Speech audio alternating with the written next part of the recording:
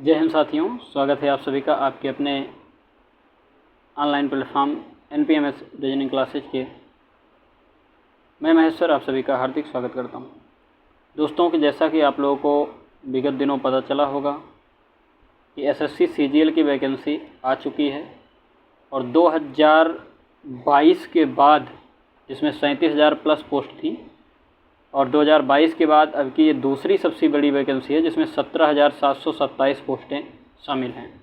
तो दोस्तों इसकी जानकारी मैं कंप्लीट आपको दे रहा हूँ। तो थोड़ा सा इसके एग्ज़ाम पैटर्न में परिवर्तन हुआ है जिसको मैं आपको बताना चाहूँगा। तो दोस्तों पूरा वीडियो अंत तक देखिएगा, उम्मीद करता हूँ आपको सारी चीज़ें समझ में आएंगी। तो दोस्तों जैसा कि आप लोगों को पता है कि SSC CGL में मैथ, रीजनिंग, GS और इंग्लिश का रोल है। पहले 2015-16 के पहले GS और रीजनिंग का वेटेज कम था, लेकिन 2016-17 के बाद जो है रीजनिंग का वेटेज भी जो है इंग्लिश और मैथ के इक्वल कर दिया है। अब की बार थोड़ा सा और परिवर्तन किया है। इसके अगर मैं पैटर्न की बात करूं दोस्तों तो बैंकिंग के पैटर्न पर इस चीज़ को लाके लागू कर दिया है। तो दोस्तों मैं संपूर्ण जानकारी आपको देने वाला हूं, आप लोग बने रहिए, वीडियो अंत तक देखिएगा, एक प्यारा सा कमेंट करिएगा। मैं आपके कमेंट का बेसब्री से इंतज़ार करता हूं। जो भी समस्या हो मैं तुरंत उसको रिप्लाई देता हूं, आप लोग इंतज़ार करिए, मैं आपको सारी जानकारी दे रहा हूं। दोस्तों अगर मैं बात कर लूँ तो इसमें अगर पद की बात करूँ दोस्तों तो 17,727 पद हैं जिसमें अभी बढ़ने की भी संभावना जताई जा रही है। 17,727 पदों के लिए अगर मैं बात करूं दोस्तों तो जिसमें भारत सरकार के सेंट्रल गवर्नमेंट की वैकेंसी है। भारत सरकार के जितने भी मंत्रालय हैं, रेलवे से लेकर के income tax, CBI, home ministry, defence ministry, कहीं पर भी भारत सरकार के जितने केंद्रीय मंत्रालय हैं सभी मंत्रालयों में आपको इसमें पोस्ट मिलेगी। और इसमें आपको बड़ा पसंदीदा पोस्ट होता है लोगों को कि मैं इनकम टैक्स ऑफिसर बन जाऊं, मैं जो है कि CBI ऑफिसर बन जाऊं, और सारी पोस्टें इसी के अंतर्गत शामिल, जिसमें आपको 35 से 38 प्रकार की जो है इसमें पोस्ट आपको देखने को मिलेगी। सभी पोस्ट का अलग अलग जो है अपना कैटेगरी करके इसमें सारा दिया हुआ है। तो दोस्तों ये तो हो गई पदों की बात। दोस्त अगर मैं एज लिमिट की बात करूँ दोस्तों तो कुछ पद इसमें ऐसे हैं जिसमें 18 से 27 साल एज है, कुछ पद ऐसे हैं जिसमें 18 से 30 साल एज है, कुछ पद ऐसे हैं जिसमें 20 से 30 साल एज है। तो सारे चीज़ों को मतलब इसमें क्या है कि जनरली 18 से आप मान के चलिए कि 28 एवरेज एज आपको देखने को मिलेगी। ये तो हो गई दोस्तों एज की बात।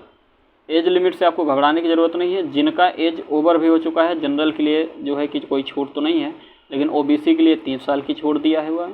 SC के लिए दोस्तों 5 साल की छूट इसमें आपको देखने को मिलेगी। तो जो लोग फॉर्म फिलअप नहीं किए हों, अभी तो फॉर्म शुरू हुआ है कल से ही, तो आप लोग फॉर्म फिलअप करिएगा। फॉर्म को थोड़ा सावधानी से भरिएगा, फॉर्म भरने में कोई गलती नहीं करनी है आपको। अब दोस्तों अगर मैं इसके एग्ज़ाम पैटर्न की मैं बात कर लूँ दोस्तों तो एग्ज़ाम पैटर्न में दोस्तों जैसे प्री का सिलेबस में तो कोई परिवर्तन नहीं किया है। प्री के सिलेबस में कोई परिवर्तन नहीं है।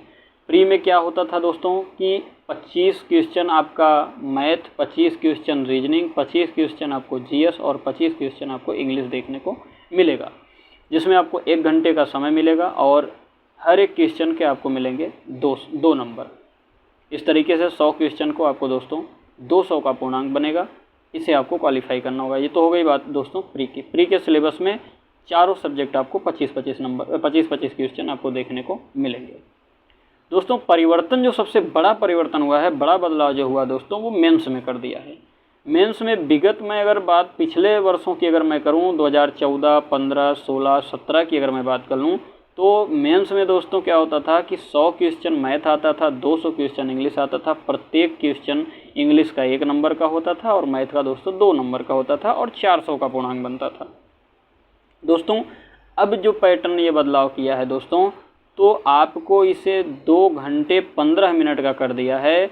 दोस्तों इसमें सबसे खास बदलाव जो किया है, इसे बैंकिंग पैटर्न पर क्या कर दिया है उसको मैं आपको समझाता हूँ, आप बहुत ध्यान से बातों को समझिएगा। इसमें क्या किया दोस्तों, जब आपको एक बार एंट्री करना होगा मेंस के लिए, तो इसमें आपको मैथ और रीजनिंग 1 घंटे का समय मिलेगा। 30 क्वेश्चन आपको मैथ मिलेगा, 30 क्वेश्चन आपको रीजनिंग मिलेगा। मतलब मैथ और रीजनिंग मिला के आपको 60 क्वेश्चन मिलेंगे और इस 60 क्वेश्चन प्रत्येक क्वेश्चन 3 नंबर का होगा और इस तरीके से आपको 180 नंबर का मैथ और रीजनिंग देखने को मिलेगा, जिसके लिए आपको समय दिया जाएगा दोस्तों 1 घंटे का। 1 घंटे के अंतर्गत आपको मैथ और रीजनिंग के दोनों पोर्शन को कंप्लीट करना है। जैसे ही आपका 1 घंटे पूरा होगा, ऑटोमेटिक आपका कंप्यूटर दूसरे सेशन में चला जाएगा। दूसरे सेक्शन में आपको मिलेगा इंग्लिश और जीएस। दोस्तों अगर मैं इंग्लिश की बात करूं दोस्तों, तो इंग्लिश का वेटेज थोड़ा सा मैथ, रीजनिंग और जीएस की तुलना में ज़्यादा रखा है।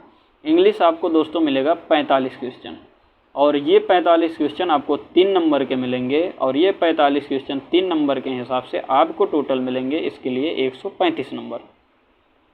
और इसी इंग्लिश के सेक्शन के साथ साथ आपको जीएस भी देखने को मिलेगा, जिस जीएस में अगर मैं बात करूं तो 25 क्वेश्चन जीएस का देखने को मिलेगा, और प्रत्येक क्वेश्चन 3 नंबर का, तो 75 नंबर आपको जीएस देखने को मिलेगा। और 1 घंटे आपको टोटल मिलेंगे, और इस 25 और 45 टोटल दोस्तों आपको मिलेंगे इसमें 70, टोटल इसमें आपको लगभग 70 क्वेश्चन हैं, जिसमें इंग्लिश और जीएस मिला करके है।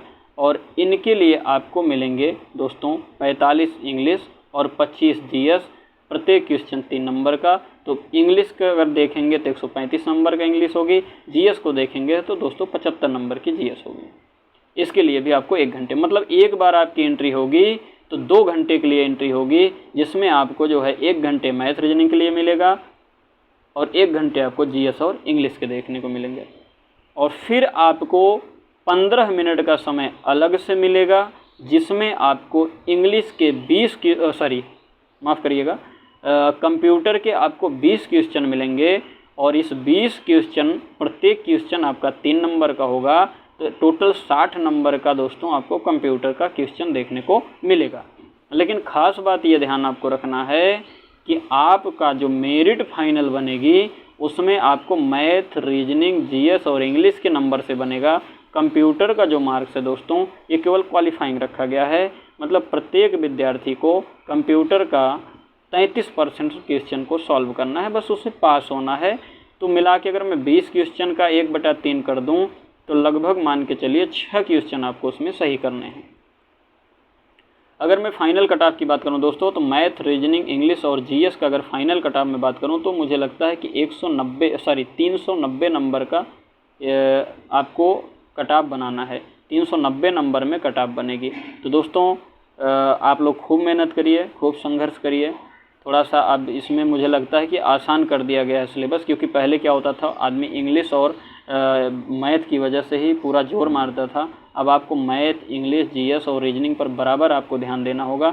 सभी का वेटेज लगभग बराबर है। आपका मैथ, रीजनिंग, इंग्लिश और जीएस सही है तो सीजीएल की एक नौकरी आपके हाथ में होगी दोस्तों। और मुझे आशा ही नहीं बल्कि पूर्ण विश्वास है कि आप लोग अपनी पढ़ाई को जारी रखे होंगे, मेहनत से पढ़ रहे होंगे। उम्मीद करता हूं कि आप अपने सपने को साकार करके ही प्रयागराज या कहीं भी आप पढ़ रहे होंगे, अपने सपने को ज़रूर आप साकार करेंगे। दोस्तों ध्यान रखिएगा कि आपके नौकरी पाने से आपका जीवन तो संवरेगा ही दोस्तों, आपके माँ बाप, भाई बहन और आने वाली आपकी पीढ़ियों का भी जीवन संवर जाएगा। नौकरी पाना कोई ये ज़रूरी नहीं है कि आपको ही नौकरी मिलेगा तो आपका ही जीवन संवरेगा। एक लोग को नौकरी मिलती है दोस्तों तो उनके पूरे परिवार की स्थिति बेहतर हो जाती है। तो दोस्तों थोड़ा सा आप सारी चीज़ों को ध्यान में रखते हुए मेहनत से पढ़ाई करिए। और एसएससी एक ऐसी वैकेंसी है दोस्तों जो साल भर के अंदर आपको ऑफिसर बना सकती है दोस्तों। बाकी सभी वैकेंसीज में 2 साल, 3 साल, 4 साल भी लग जाते हैं, लेकिन सीजीएल में ऐसा कुछ नहीं है।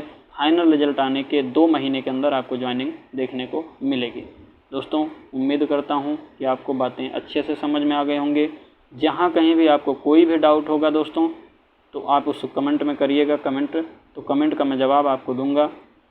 दोस्तों अगर क्वालिफ़िकेशन की थोड़ी सी बात कर लूँ तो देखिएगा, इसमें कुछ पोस्ट ऐसी हैं जिसमें थोड़ा स्पेशल टाइप का मांगता है। 2-4 पोस्टें ऐसी हैं जिसमें स्पेशल क्वालिफ़िकेशन मांगता है, नहीं तो जितनी भी पोस्ट आपको इसमें देखने को मिलेगी सब में आपको दोस्तों सिंपल ग्रेजुएशन, आप किसी भी स्ट्रीम से हो, आर्ट हो, साइंस हो, बीकॉम हो, कॉमर्स, कुछ भी हो, आप बस ग्रेजुएट होना आपको अनिवार्य है।